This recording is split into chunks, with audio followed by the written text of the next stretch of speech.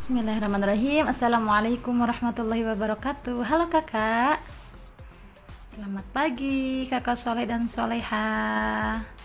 Bagaimana kabarnya hari ini? Alhamdulillah sehat, luar biasa. Allahu Akbar.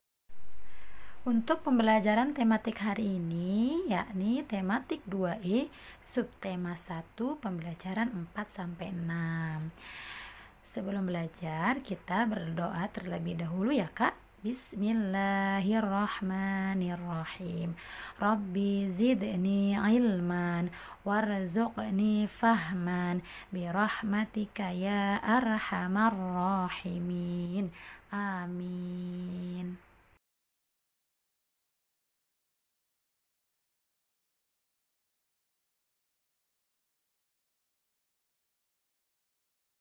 Kita mulai ya pembelajaran hari ini. Yang pertama yaitu pembelajaran keempat. Ino dan Arin memiliki kegemaran berbeda. Arin gemar bernyanyi dan Ino gemar membaca puisi. Tetapi Ino dan Arin selalu rukun dan bergotong royong. Ayo mengamati. Ino, kita sudah mendengar adikmu Arin bernyanyi. Ibu tahu kamu senang membaca puisi. Bagaimana kalau kamu sekarang membaca puisi? Baik Bu, Ino akan membaca puisi. Nah, puisi yang akan dibacakan Ino adalah puisi yang berjudul Rumah. Di rumah aku berkumpul bersama keluarga. Di rumah aku tumbuh, di rumah aku mendapatkan pengalaman. Di rumah ayah dan ibu mengajariku. Ayah dan ibu tak pernah lelah merawatku. Aku selalu ingin cepat pulang ke rumah. Nah, itu adalah puisi yang dibacakan oleh Ino. Ayo mendengarkan. Dengarkan gurumu membaca puisi berikut. Ayo gotong royong. Ayo kawan, kita gotong royong. Pekerjaan berat menjadi ringan. Pekerjaan sulit menjadi mudah. 1, 2, dan 3. Ayo kita bersama-sama. Ayo bersihkan sekolah kita. Ayo kawan, janganlah malas. Jangan cemaskan peluh. Tak perlu takut lelah. Asal senang dan gembira, seluruh lelah akan hilang. Lingkungan bersih, rapi, tertata. Kak, di dalam membaca puisi ada aturannya ya kak. Nah, kini aku tahu membaca puisi tidak seperti membaca cerita. Puisi harus dibaca dengan penuh perasaan. Perasaan saat membaca puisi tampak pada wajah. Suara juga menunjukkan perasaan pembaca puisi. Membaca puisi tidak perlu terburu-buru. Perhatikan lafal dan intonasi saat membaca. Perhatikan tanda baca seperti koma atau tanda tanya. Puisi disebut juga sajak. Puisi terdiri dari bait-bait. Dalam satu bait terdapat beberapa baris. Deklamasi adalah cara untuk membaca puisi, disertai dengan lagu dan gaya. Membaca puisi harus dengan mimik wajah dan intonasi suara yang sesuai. Jadi kalau puisinya menceritakan tentang kegembiraan, maka perasaan kita itu penuh sukacita, penuh semangat, wajahnya berseri-seri. Namun jika puisi itu berceritakan tentang kesedihan, maka perasaan kita pun sama ikut bersedih. Wajahnya pun menggambarkan kalau cerita dalam puisi itu sedih. Begitu ya kak. Contohnya pada puisi Ayo Gotong Royong, kakak perhatikan kembali ya. Di dalam puisi tersebut ada tanda baca koma. Nah, ini komanya banyak di sini. Maka membacanya tidak boleh terburu-buru, dikasih jeda sedikit. Nah, dalam puisi ini terdiri dari bait-bait. Nah, ini kakak yang namanya bait. Nah, ini ya. Iya. Dalam satu bait ada berapa baris kakak? Ada Betul, ada 3 baris. Bait kedua ada 3 baris. Bait ketiga ada 3 baris dan bait keempat ada 3 baris juga. Dalam puisi ini terdapat 4 bait. Setiap bait terdiri dari 3 baris. Faham ya, Kak? Selanjutnya yaitu halaman 25. Ayo diskusi. Ayah Ino akan membuat jendela. Ayah mengukur panjang kayu yang akan digunakan. Alat ukur panjang apakah yang tepat yang digunakan Ayah Ino? Diskusikan dengan temanmu. Nah, kini aku tahu. Untuk mengukur panjang kayu, panjang meja, tinggi pintu, lebar jendela atau panjang ruangan dapat digunakan meteran gulung. Satuan yang digunakan pada meteran gulung adalah meter atau biasanya disingkat menjadi huruf M. Selanjutnya pembelajaran 5 ya Kak, halaman 28. Ino dan Arin selalu bekerja sama mengerjakan tugas di rumah. Ino dan Arin juga selalu rukun dan patuh pada nasihat orang tua. Ayo mengamati. Ino dan Arin sedang menyiram tanaman. Tiba-tiba 2 ekor kupu-kupu datang. Kupu-kupu hingga pada bunga. Sambil mengerjakan tugas, mereka bernyanyi. Amatilah syair lagu berikut. Ada lagu yang berjudul Kupu-kupu, ciptaan Ibu Sud. Nah, lagu Kupu-kupu menceritakan tentang keindahan taman di halaman rumah. Selain dinyanyikan, lirik lagu Kupu-kupu dapat juga dibaca seperti puisi. Dengarkan gurumu mendeklamasikan lirik lagu Kupu-kupu. Perhatikan ya Kak. Kupu-kupu, kupu-kupu yang lucu, kemana engkau terbang? Hilir mudik mencari bunga-bunga yang mekar, berayun-ayun pada dahan yang lemah. Tidakkah sayapmu merasa lelah?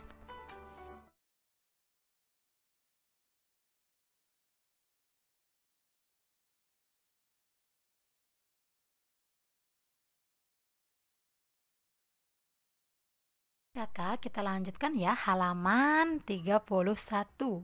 Ayo mendengarkan. Ino dan Arin adalah anak yang patuh. Mereka selalu melaksanakan nasihat orang tua.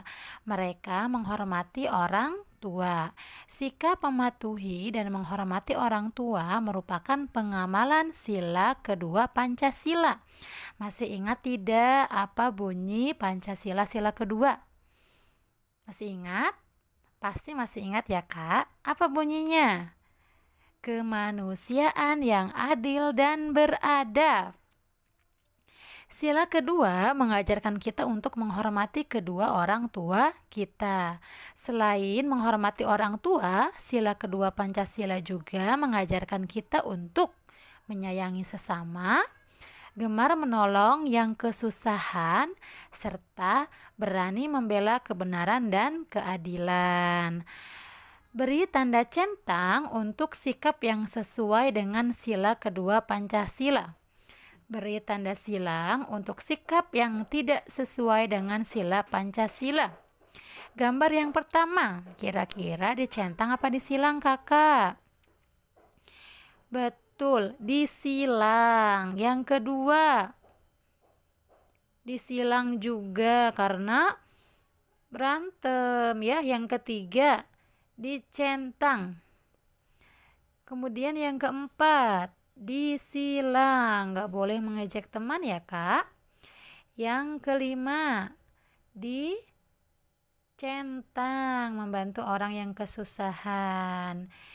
Yang keenam, centang apa silang ya kak? Disilang karena orang yang sedang beribadah merupakan pengamalan Pancasila sila ke-1. Begitu ya kak. Kita lanjutkan ya ke pembelajaran 6 halaman 34 dan 36. Di rumah kita kadang-kadang didatangi saudara. Saudara yang datang ke rumah kita adalah tamu. Selain saudara, orang lain juga bisa bertamu ke rumah kita. Kita harus bersikap baik dan sopan terhadap tamu. Ayo amati gambar di bawah. Irfan bertamu ke rumah Ino. Irfan adalah sepupu Ino. Irfan datang bersama ayahnya, Paman Jaja namanya. Irfan libur sekolah. Irfan ingin berlibur di rumah Ino. Ino sangat senang karena dikunjungi Paman Jaja dan Irfan. Lengkapilah kalimat berikut ini. Contoh sikap baik terhadap tamu adalah mempersilahkan. Mempersilahkan apa ya, Kak? Betul, mempersilahkan masuk dan menghidangkan minuman atau makanan. Kita berbicara harus dengan bahasa yang sopan. Sikap baik akan membuat tamu nyaman di rumah kita. Diisi ya, Kak. Halaman 36. Ayo mendengarkan. Ino sering berbagi makanan dengan Irfan. Ino selalu menjaga kerukunan dengan Irfan. Menjaga kerukunan merupakan sikap untuk menjaga persatuan. Dalam kehidupan sehari-hari kita harus menjaga kerukunan. Hidup rukun artinya tidak bertengkar. Hidup rukun artinya tolong menolong. Hidup rukun membuat hidup menjadi nyaman. Kakak masih ingat tidak bunyi Pancasila sila ketiga apa? Betul, Persatuan Indonesia. Kemudian lambangnya masih ingat tidak? Apa ya lambangnya? Betul, lambangnya adalah pohon beringin. Tadi di pembelajaran sebelumnya ada Pancasila sila kedua. Simbolnya apa sila kedua? Betul, simbolnya adalah rantai. Beri tanda centang untuk sikap yang sesuai sila ketiga Pancasila. Beri tanda silang untuk sikap yang tidak sesuai sila ketiga Pancasila. Gambar yang pertama, kakak perhatikan ya. Kira-kira disilang atau dicentang? Disilang, karena berebut mainan. Yang kedua, gambar sedang mengerjakan tugas piket bersama, dicentang atau disilang? Betul, dicentang. Gambar yang ketiga yaitu berdoa sebelum belajar. Nah, ini dicentang atau disilang? Disilang. Gambar yang keempat, sedang bermusyawarah, sedang berdiskusi. Kira-kira dicentang atau disilang? Betul, disilang. Gambar yang kelima, sedang mengerjakan tugas bersama. Dicentang atau disilang? Betul, dicentang. Gambar yang terakhir, walaupun berbeda suku, mereka tetap bersatu dan rukun. Ini sudah pasti dicentang. Untuk pembelajaran tematik hari ini tidak ada tugas ya, Kak. Alhamdulillah, pembelajaran hari ini telah selesai ya, Kak. Semoga dapat difahami dan bermanfaat bagi kita semua. Amin ya robbal alamin. Tetap semangat dan tetap jaga kesehatan.